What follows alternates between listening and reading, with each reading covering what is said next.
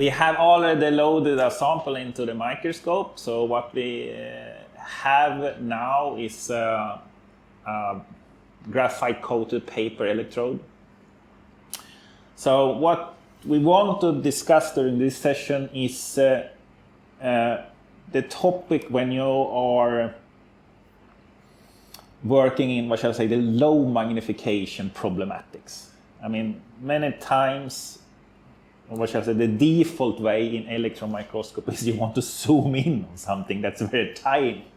But sometimes you want to have a broad field of view because the features you're looking on are quite big. I mean, it's more like macroscopic stuff.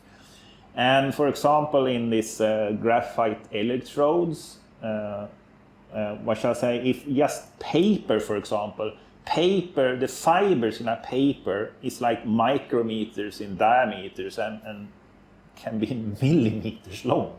So that's like huge. So if we want to sort of get a view field to see all that, then the lowest magnification of the microscope can be, what shall I say, too high. So we want to use other techniques to get a larger field of view. And for that, one can do something called stiching. That means we take several images and add them together. And the nice thing with the stitching is that you're scanning at a higher magnification. That means you keep the resolution and still get a large view field. So you get like the best of both worlds. The drawback is when you stitch, you need to glue these images. They will not be exactly at the same place. So then you can use algorithms to make them match up, and then you stitch them together. But there will always be a little bit glitch and so on. So it will be not like super perfect. So that is the drawback. And also the scanning time. If you take what shall I say, if you're scanning 10 by 10 images, then okay, it will be 10 times 10, 100 times longer scan time because it's 100 images that you need to collect. Yeah. So another nice thing with that is when you have made that image, then you can use that image, reuse it, the same way as we showed in previous session where we took a camera photo of our sample and use the camera photo as a map to navigate around. Okay. We don't need to use, what shall I say, a camera photo or something. We can use this panoramic picture that we create in the SEM as well. I see. So, and then one can use that as navigation as well. Mm-hmm. So let's start with that part. This session will continue also on two other topics where we will talk more on this EDS mapping and that in combination of, what shall I say, particle statistics and this stitching.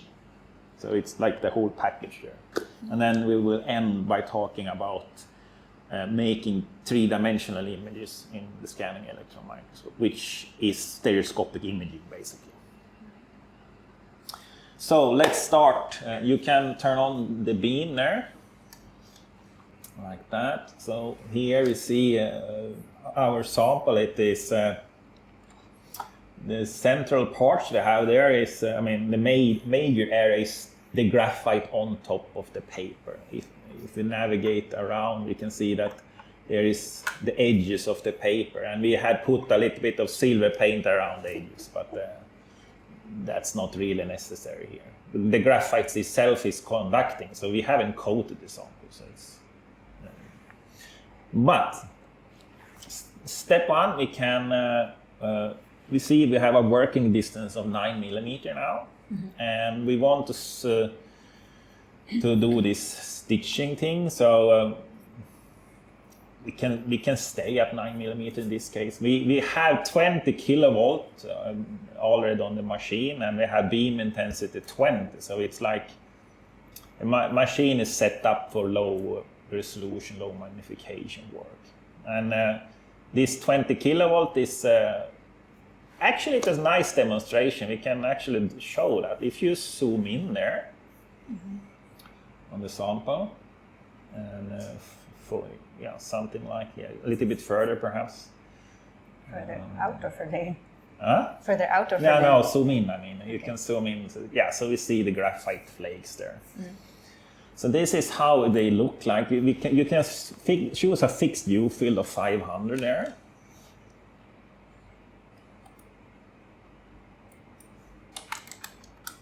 And then we can scan an image. So now we didn't check the focus super seriously here, but that's not important at this stage. What I wanted to show is the difference of different voltages. So just click OK and save this file. If we zoom out a little bit here, and then we change the voltage to 5 kV. And then you can zoom in again and try to find the same site, right? You see that the flakes we had there, right? So we are at the same place basically. So let's go back to view field 500 again and scan this image. And scan.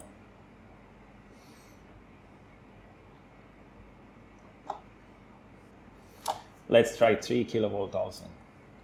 Just scan there. Yeah, so now we can put these images side by side here. This is a nice demonstration of the impact of different voltages. The lower voltage we use, the more surface sensitive, or I shall say more surface details we actually start to see. In many publications, I mean, people tend to run at very high voltages, so they tend to look like the image on the left.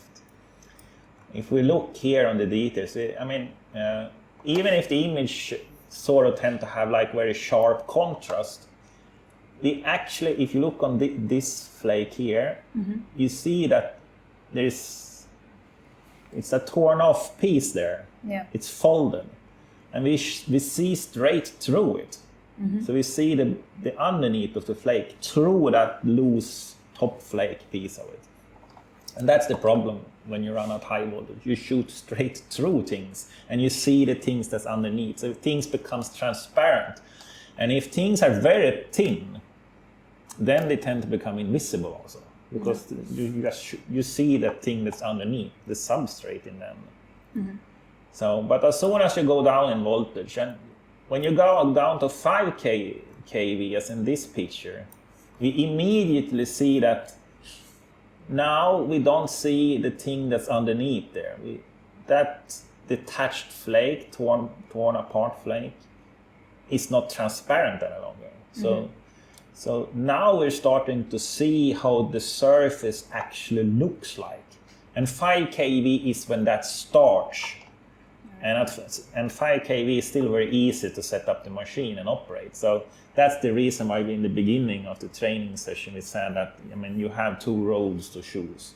Either you go the 15 kilovolt range for EDS work and things like that, or you go the 5 kV range when you're looking at nano features. So, and if we go down even further, we see that the details, the surface details become even, more apparent. So now, of course, this image is a little bit blurred and so on. The purpose was not to make super good images here. And we are at working distance 9mm for all of them. That's completely bad for very low voltage work. Usually you want to be at a working distance that is in the same range as the voltage. So this 3 kV image, we would have liked to taking a 3mm working distance, and this quality of the image has been much more improved also. So, but the idea is to show how much more surface sensitive it becomes. So let's go back to the stitching topic here now. And so we can go back to 20 kV. And then you can also insert the backscatter detector, because the nice thing here is that it demonstrates the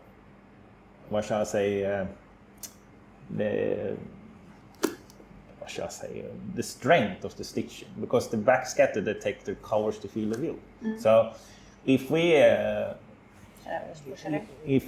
if we look here now, perhaps we should set up this.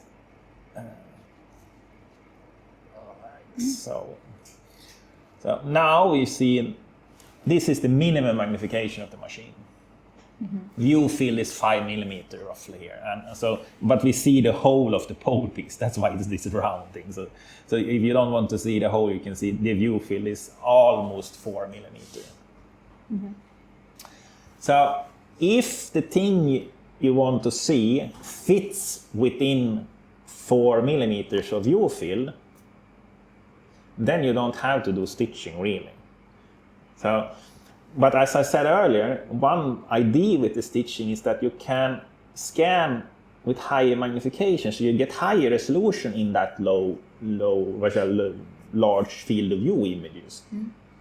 But here, there's some things to think about, because stitching, if you can survive without stitching, then it is of course better. You save time and you don't have those kind of, gluing mismatches in the stitches. Yeah.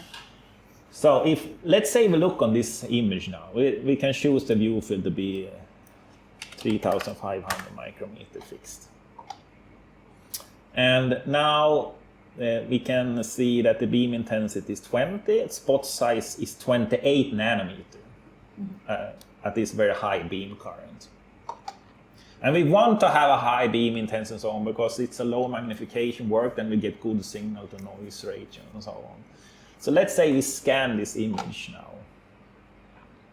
You can go to scan control here. You can continue here. You see scan speed is 4, and I think that is completely sufficient because we have so good signal strength now, so we can take a very fast image. And the picture is 2000 pixels by 2048 by 2048. So just scan the image straight on now.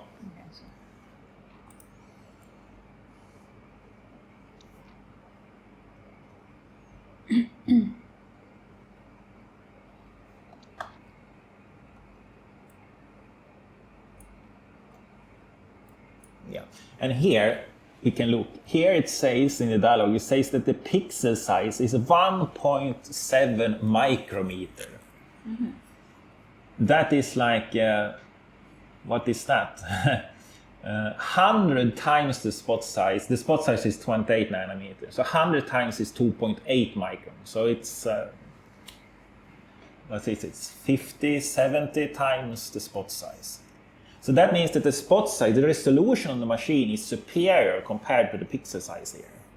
So if we want to have a higher resolution in our image and still keep the view field, you can click OK there and save it. We can just boost up the pixel size here. And as I said, it was at least 50 times smaller. That means we can increase the size of the image 50 times. Okay. So choose the lowest one there, 16,000. That's gonna take 17 minutes. Yeah, but try scan. No, set it on scan speed 1. All right. Sorry. All right. Okay, that's So better. that's 29 seconds. Click apply. So scan speed 1 is like the fastest scan speed we have. So, but we have extremely high beam current, so I think the image will not be. We can check in the live image how scan speed 1 looks like. If you change scan speed to 1, this is how it looks like. A scan speed 1. So it's not actually bad. So scan now this. So now we will have a 16,000 by 16,000 image pixels in the image with a view field of 3 millimeter. That means we will have a superior resolution in this image. Now we can, in a post-process work, we can go in and zoom in this image and crop it and pick out things we want or do some... usually you are in the user case, you want to see some statistics. You want to count particles and so on, and then you might want to make sure you have enough particles to fulfill statistical demands. So then you want to scan a large area because the density of the particles might be low. Now we can see the pixel size is 200 nanometers, so it's still almost 10 times. So this is the preferred way of doing a large field of view with high resolution, is to do like this. Okay. But let's say we put in the backscatter detector now. You can change here to backscatter if you want the signal. LEBC. There it comes. Here we see the whole, it shrinks the view field. So now you can change the view field to 700, I think, or 600. Try 600. And do out the contrast. So now we have a much smaller view field, but we get the backscatter signal because let's say we want the backscatter signal because we want to see some elemental contrast. And in this particular sample, we have contamination of some kind of salt crystals. That's the white stuff we see here in the image. And in this case, if we want to have a 3 mm view field, then we cannot zoom out, right? So we need to do the stitching.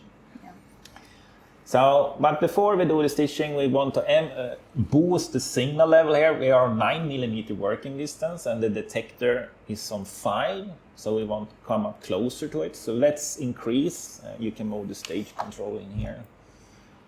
Raise the stage to 7. You see the signal goes up. Mm-hmm. You can do auto contrast. Yeah.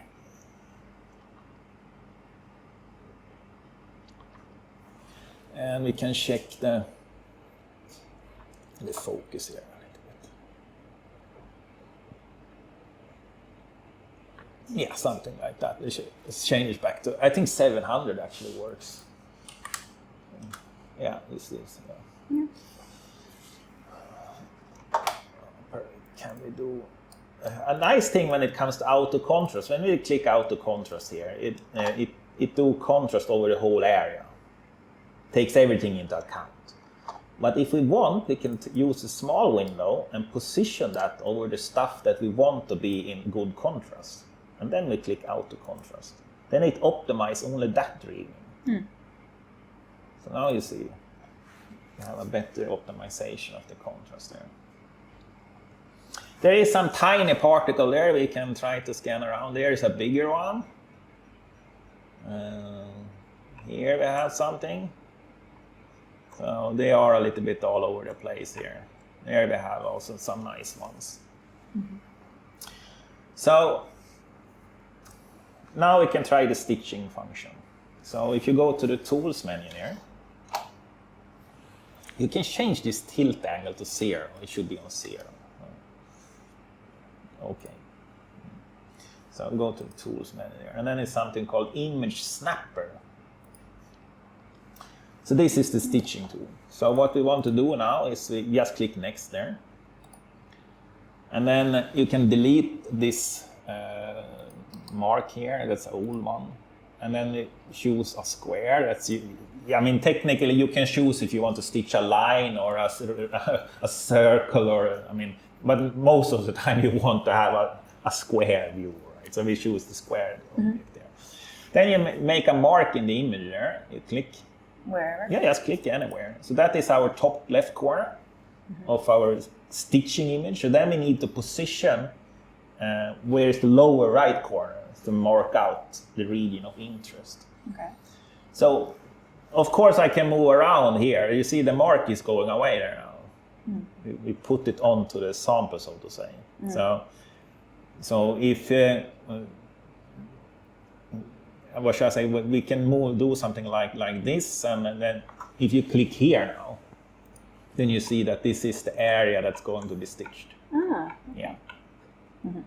But can be a little bit annoying to move around like that. If you click cancel here, we can clear it.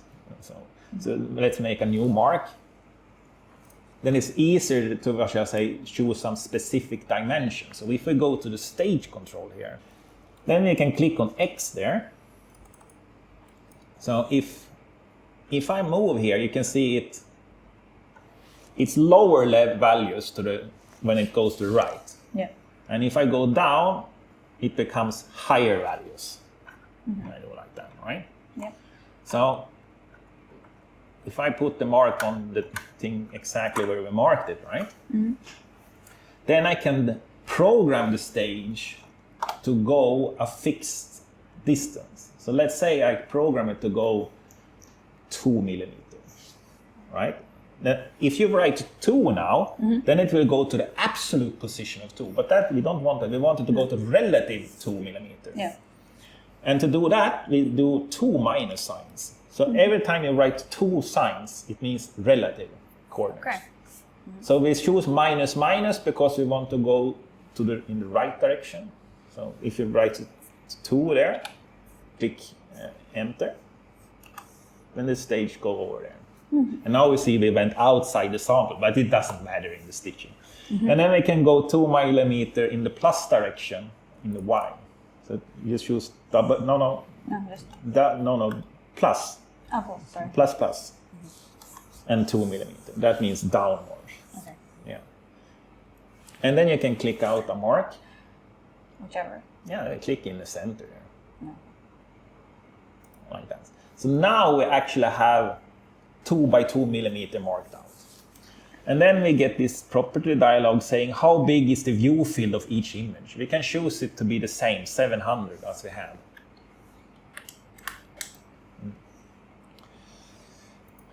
So that means we're going to take 16 images. Okay.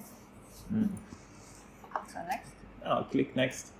What you can do here is if you have a very rough surface and so on, you can choose to do, autofocus on it, but we don't do that. We can also do auto contrast on each image, but in this case, I think we can just leave everything. When we go outside the sample, if it becomes white, it doesn't matter because it's outside the sample, really. But I think if you click next there, you see this is the time it takes. Let's start and try and start. Yeah, you can just choose replace.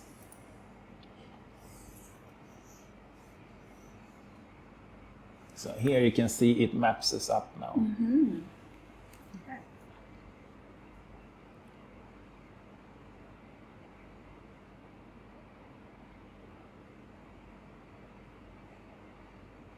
So most of our sample is on the left side there.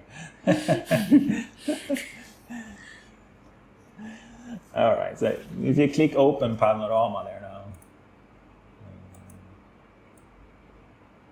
Yeah, we need to move the images, the menus away here, like that. There we see the panorama now, after it's been stitched. And you see here, there's a glitch also in the stitching. So let's try to make another stitch and try to stitch it in the right direction this time, so we get onto the sample. So let's. Yes, a mismatch in the stitching. It didn't manage to fit the image there. Okay. How well it can fit, it depends on the overlap in the images. So let's retry. So we can go back to the start of that. Here you can remove that. Delete it, and then we can go back here. So this was obviously the. So let's make a point here now. Anywhere?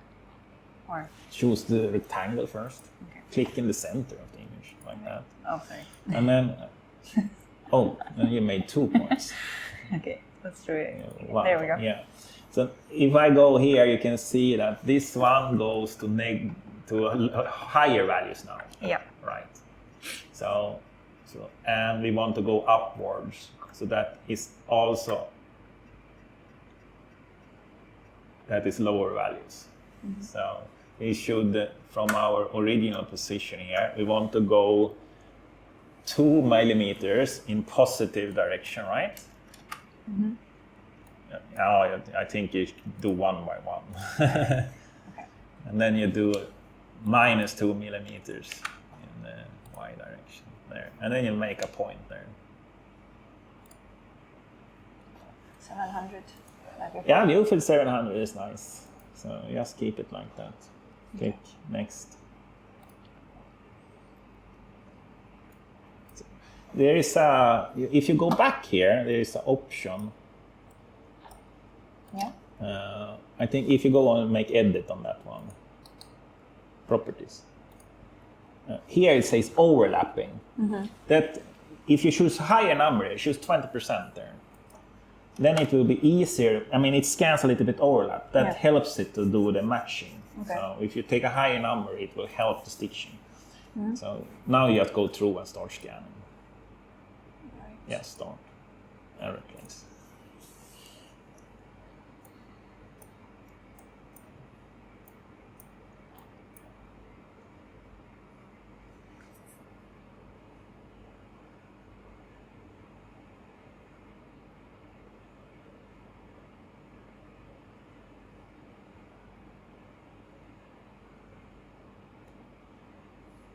Yeah. And then you can choose open panorama. There we have. That looks a little bit better. So now the stitching became better since we had a better overlap. Yeah.